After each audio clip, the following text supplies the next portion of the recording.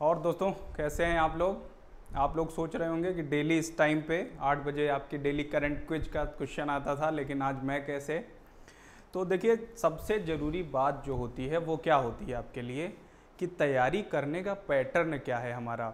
मैं देख रहा हूँ कि बहुत सारे लोग आप में से क्या करते हैं कि वीडियोस तो देखते हैं, लाइव करंट सेक्शन का डेली क्विज देखते हैं, लेकिन आंसर नहीं कर पाते हैं।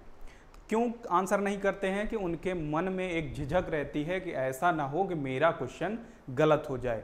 तो ये वीडियो मैंने आपके लिए इसीलिए बनाया है कि वो झिझक आपकी अंदर से दूर कर सकूं।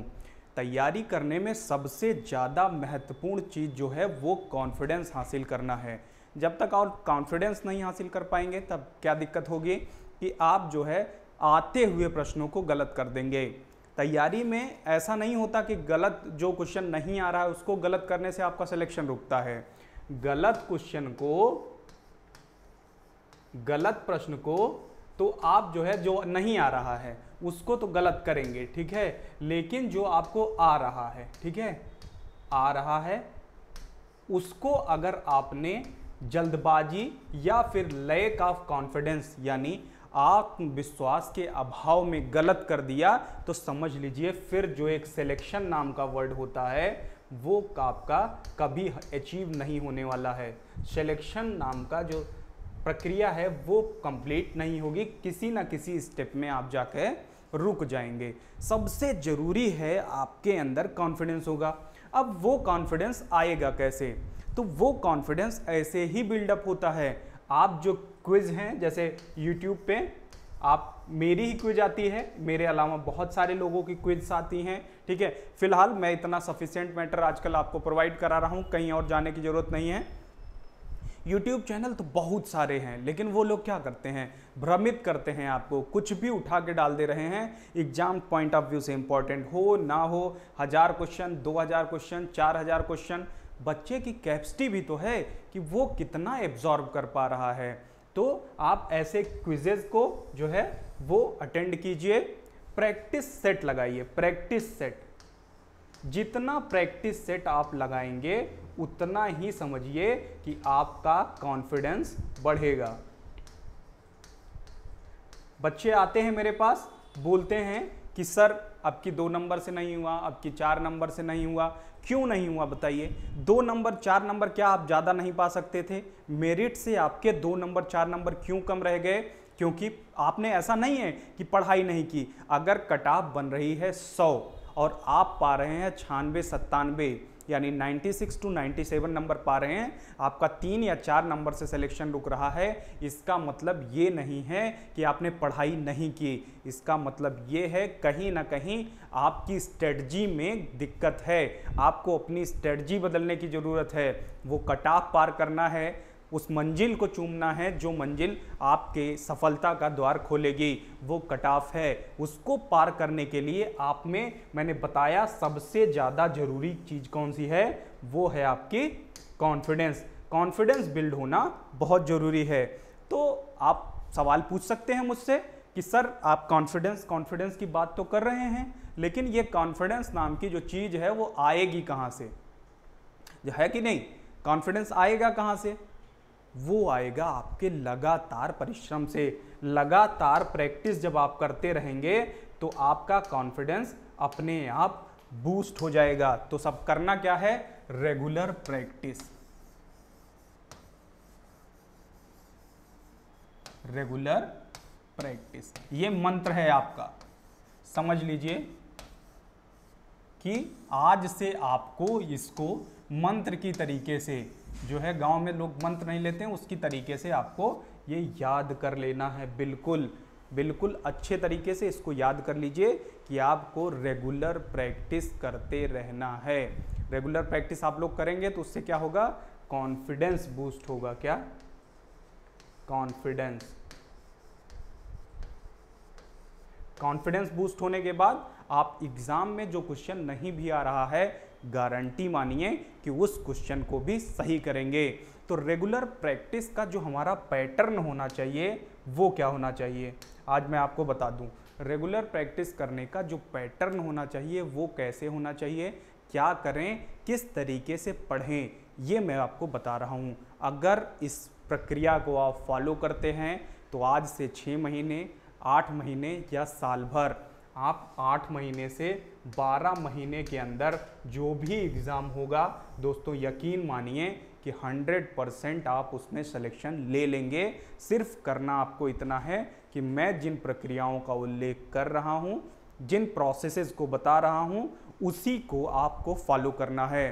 तो सबसे पहली चीज़ है क्या करें, तैयारी के दौरान क्या करें। ठीक है, देखिए तैयारी के दौरान हमें करना क्या है।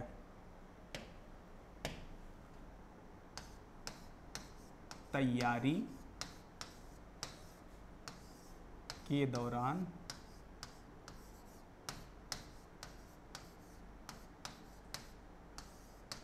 क्या करें।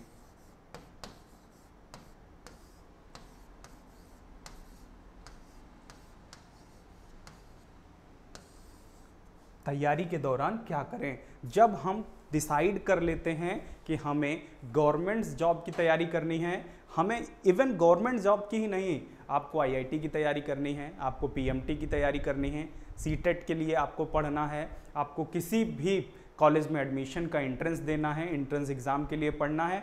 हर एग्ज़ाम की तैयारी का दोस्तों एक ही पैटर्न है, दूसरा कोई पैटर्न है ही नहीं। उसी स्टेप को फॉलो करते हुए आज तक जितने लोग सेलेक्ट हुए हैं, मेरी जिन स्टूडेंट से बात होती है, जो लोग सेलेक्ट हुए हैं वो क्या करके सेलेक्ट हुए हैं या फिर उन्होंने किस टाइम टेबल को फॉलो किया हुआ है, वो चीज़ें आपको मैं डिस्कस करने जा रहा हूँ। तो सबसे पहली चीज़ है जो आपकी, वो ये है कि आपका गोल सेट होना चाहिए। क्या होना चाहिए? गोल सेट होना चाहिए। गोल यानी आप क्या करना चाहते हैं। जैसे कुछ बच्चे होते हैं वो आईएएस की प्रिपरेशन करना चाहते हैं, कुछ पीसीएस की करना चाहते हैं, कुछ अधीनस्थ सेवाओं से संबंधित एग्जाम्स की तैयारी करते हैं, या फिर नेवी, एसएसआर, जीडी, एसएससी, इन सारे वेरियस एग्जाम्स की तैयारी के लिए बच्चे आते हैं। तो उनको गोल सेट कर लेना चाहिए कि किस एग्ज़ाम के लिए वो जा रहे हैं, यानी किस एग्ज़ाम की तैयारी वो बच्चे करेंगे। तो सबसे पहली चीज़ जो है वो गोल सेट कर लीजिए। ये आपका पहला स्टेप हुआ। दूसरा स्टेप क्या होगा? वो होगा know about your examination. Know about your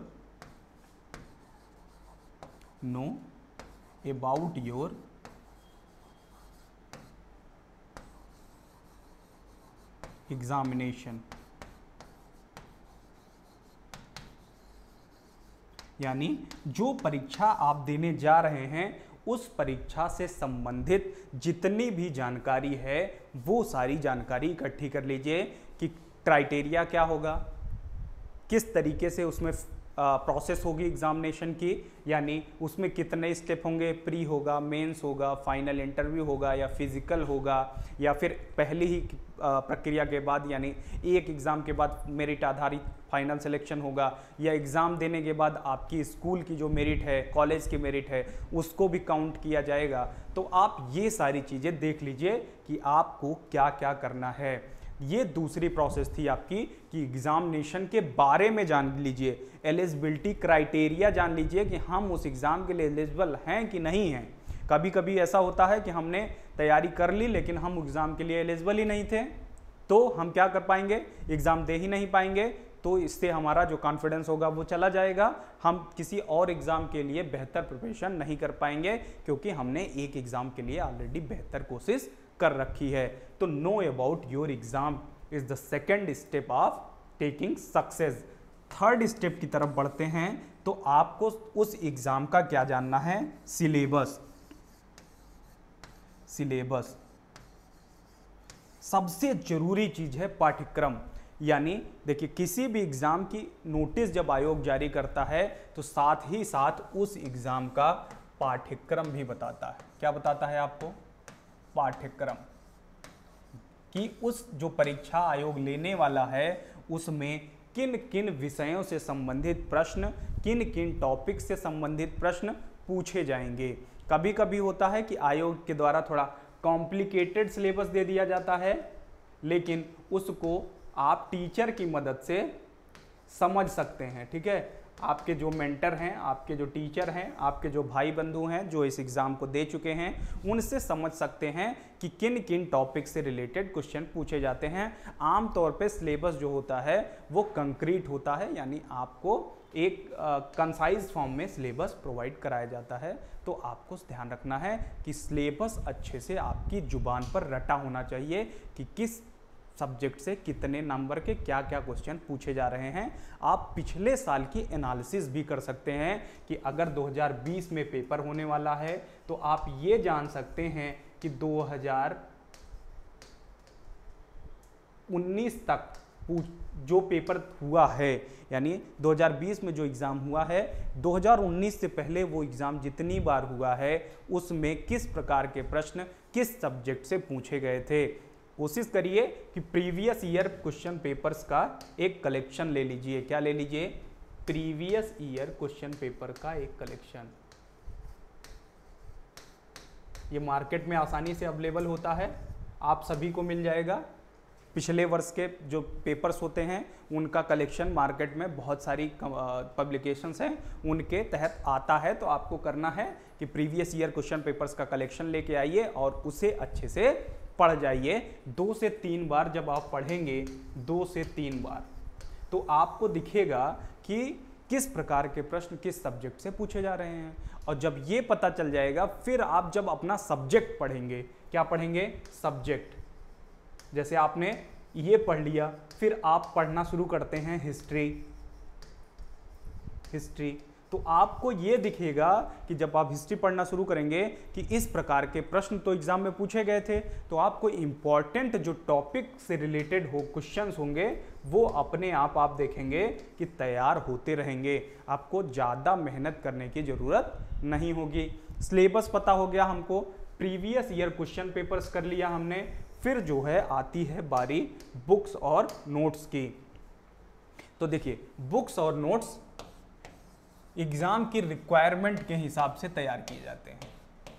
आपको ये देखना पड़ेगा कि क्वेश्चन किस प्रकार के आ रहे हैं, यानी आप किस लेवल का एग्जाम देने जा रहे हैं। अगर आप ऐसे एग्जाम देते हैं जहां फैक्चुअल क्वेश्चन आते हैं, फैक्चुअल, तो आपको अपनी नोट्स जो होगी वो फैक्ट के आधार पे तैयार करनी होगी।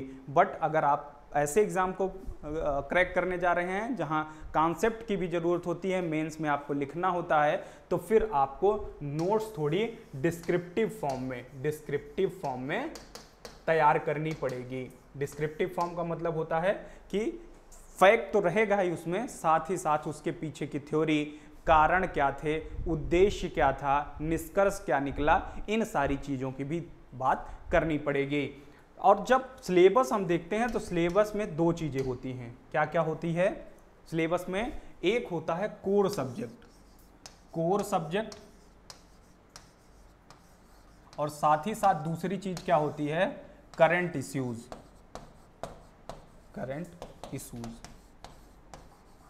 तो कोर सब्जेक्ट के लिए तो क्या करना पड़ेगा आपको? मैंने बताया, बुक्स पढ़नी पड़ेंगी। बहुत सारे अच्छे पब्लिकेशंस की बुक मार्केट में डिफरेंट टाइप ऑफ एग्जाम्स के लिए अवेलेबल हैं। आप एनसीईआरटीज भी प्रिफर कर सकते हैं पढ़ने के लिए। ठीक है, एनसीईआरटी को ज़्यादा प्रिफर कीजिए पढ़ने के लिए, हर एग्ज़ाम के लिए प्रेफरेबल है। एनसीईआरटी पढ़ेंगे तो आपका बेसिक नॉलेज भी इंक्रीज हो जाएगा। वहीं दूसरी बात नोट्स की, जो हमें या तो टीचर से मिल जाती है, कहीं मार्केट में किसी अच्छे टीचर की नोट्स मिल जाए तो उसको परचेज कर लीजिए, या फिर खुद से सेल्फ नोट मेकिंग का जो तरीका है उससे आप नोट्स बना लीजिए। और सबसे ज़्यादा अच्छी चीज़ जो है वो सेल्फ नोट्स मेकिंग का तरीका है, बजाय टीचर के द्वारा बनवाई गई नोट्स, मार्केट की नोट्स, या फिर कहीं से आपको नोट्स मिल जाए किसी भैया से बनाई हुई। अगर आप अपनी नोट्स खुद बनाते हैं तो मेरी गारंटी है कि आपका लगभग 50% जो है वो अपने आप तैयार रहता है, क्योंकि आपने उसको खुद लिखा है। और बड़े बुजुर्ग कह भी गए हैं कि जो है आपका एक बार लिखना 10 बार के पढ़ने के बराबर होता है। उसके बाद आता है, ये कोर सब्जेक्ट की बात थी, और अब आती है बात करंट इशू की। तो करंट को कैसे तैयार करें? तो सबसे ध्यान दीजिएगा कि करंट को तैयार करने का जो सबसे बड़ा आपका तरीका है वो क्या है, regular reading, regular reading of newspapers. Newspaper daily पढ़िए, डेली आप राज्यसभा टीवी देख लीजिए,